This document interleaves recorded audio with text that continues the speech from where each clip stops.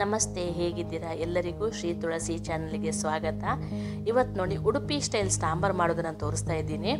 ತುಂಬ ಸಿಂಪಲಾಗಿ ಈಸಿಯಾಗಿ ಚಕ್ಕ ಅಂತ ಮಾಡಿಕೊಂಡು ಬಿಡ್ಬೋದು. ಮುಂಚೆ ಮಾಡಿದ ಸಾರಿನ ಪುಡಿ, ಸಾಂಬಾರು ಪುಡಿ ಇಲ್ಲದೇ ನಾವು ಮನೆಯಲ್ಲಿರೋ ಸಾಮಾನಿಂದ ನಾವು ಹೇಗೆ ಮಾಡ್ಬೋದು ಅಂತ ನೋಡೋಣ.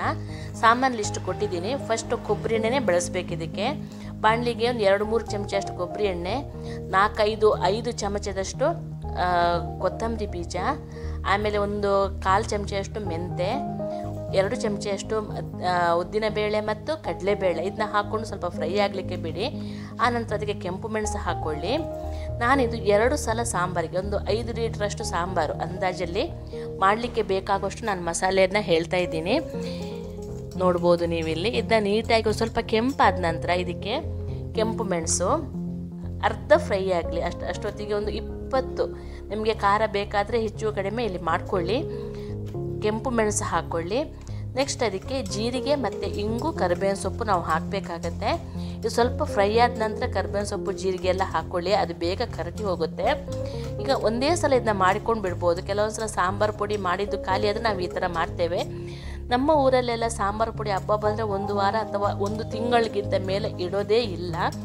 ಅದು ಇಟ್ಟದ್ದು ಅಡ್ಡ ವಾಸನೆ ಬರಲಿಕ್ಕೆ ಸ್ಟಾರ್ಟ್ ಆಗುತ್ತೆ ಅಂತ ನಾವು ಯಾರು ಇಡೋದಿಲ್ಲ. ಎಲ್ಲರೂ ಫ್ರೆಶ್ ಆಗಿ ಮಾಡ್ತಾರೆ. ನಮ್ಮಮ್ಮ ಯಾವತ್ತೂ ಈ ಥರನೇ ಮಾಡ್ತಾಯಿದ್ರು.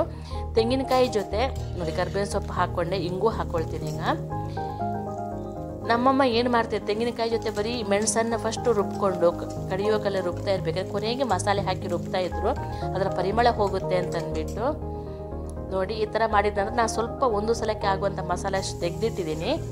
ವಾಟಿಯಲ್ಲಿ ತೆಗೆದಿಟ್ಟು ಆನಂತರ ಬಾಕಿದ್ದಕ್ಕೆ ತೆಂಗಿನಕಾಯಿ ಹಾಕ್ಕೊಂಡು ಫ್ರೈ ಮಾಡಿ ಅದನ್ನ ಮಿಕ್ಸಿಗೆ ಹಾಕ್ಕೊಂಡೆ. ನೋಡಿ ಸ್ವಲ್ಪ ತೆಗೆದಿಟ್ಕೊಂಡೆ ಸಾಮಾನು. ಆನಂತರ ಅದಕ್ಕೆ ತೆಂಗಿನಕಾಯಿ ಹಾಕ್ಕೊಂಡೆ. ನೀವು ನೋಡ್ಬೋದು ಇಲ್ಲಿ.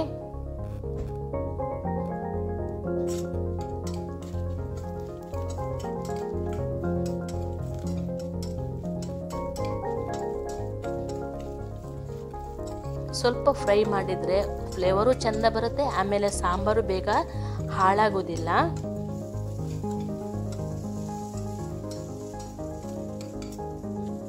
ಆನಂತರ ಮಂಗಳೂರು ಸೌತೆ ಅಂದರೆ ನಾವು ಊರಿನ ಸೌತೆ ಅಂತ ಹೇಳ್ತೀವಿ. ಇಲ್ಲಿ ಬೇಸಿಗೆಗೆ ಇನ್ನು ಮಳೆ ಬಂದಿಲ್ಲ, ಇದು ತುಂಬ ತಂಪು ಅಂತ ಹೇಳ್ತಾರೆ. ಇದನ್ನ ತಿರುಳು ತೆಗೆದು ಒಂದು ಪಾತ್ರೆಗೆ ಹಾಕಿ ಅದನ್ನ ಸೋಸ್ಕೊಂಡು ಆ ನೀರನ್ನು ಕೂಡ ನೀವು ಸಾಂಬಾರಿಗೆ ಹಾಕ್ಕೊಳ್ಳಿ. ತುಂಬ ತಂಪದು. ಇದನ್ನ ಮಿಕ್ಸಿಗೆ ಹಾಕಿ ಜ್ಯೂಸ್ ಕೂಡ ಮಾಡಿ ಕುಡಿಬೋದು, ಸ್ವಲ್ಪ ಬೆಲ್ಲ ಎಲ್ಲ ಹಾಕಿ.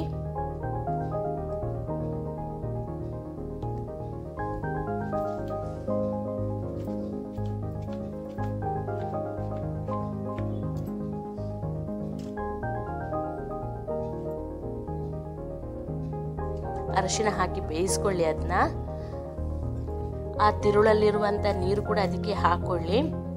ಆನಂತರ ಒಂದು ಕುಕ್ಕರಲ್ಲಿ ನೋಡಿ ಬೇಳೆ ಮತ್ತು ಕಾಬೂಲ್ ಚೆನ್ನ ಅಂದರೆ ಬಿಳಿ ಕಾಬೂಲ್ ಚೆನ್ನನ ಬೇಯಿಸಿಟ್ಕೊಂಡಿದ್ದೆ. ಕಾಬೂಲ್ ಚೆನ್ನನ ಮುಂಚೆ ನಾವತ್ತು ನೆನೆಯಕ್ಕೆ ಹಾಕಬೇಕು.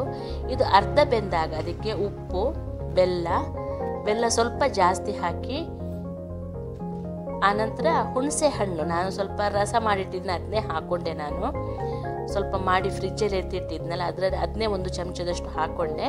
ಇದಕ್ಕೆ ಜಾಸ್ತಿ ಹುಳಿ ಬೇಡ, ಯಾಕಂದರೆ ಸ್ವಲ್ಪ ಹುಳಿ ಇರುತ್ತೆ ಮಂಗಳೂರು ಸೌತೆ.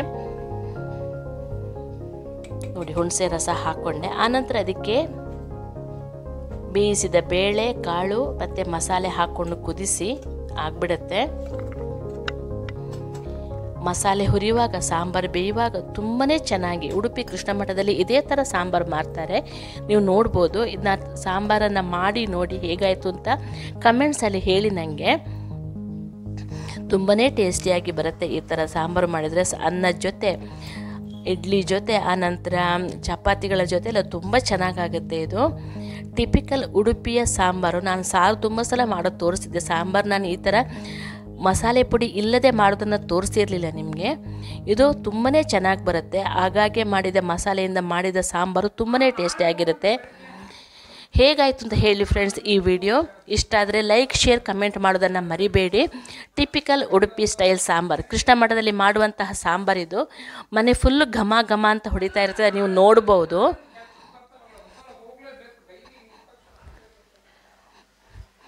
ನೋಡಿ ಎಷ್ಟು ಚೆನ್ನಾಗಿ ಕಲರು ಎಲ್ಲ ಬಂದಿರುತ್ತೆ ಅಂತ. ಬೂದು ಕುಂಬಳಕಾಯಿದಾಗಲಿ ಚೀನಿಕಾಯಿದಾಗಲಿ ಎಲ್ಲ ಇದೇ ಥರ ಸಾಂಬಾರು ಮಾಡ್ತೀವಿ. ನಾವು ಪ್ರತಿ ಸಲ ಒಂದೇ ಮಸಾಲೆ ಹಾಕೋದಿಲ್ಲ, ಆದ ಕಾರಣ ಇದು ಈ ಥರ ಬಂದಿರುತ್ತೆ. ನಿಮಗೆ ನೋಡ್ಬೋದು ತುಂಬ ವೆರೈಟಿ ಮಸಾಲೆ ಹಾಕಿ ಮಾಡ್ತೀವಿ.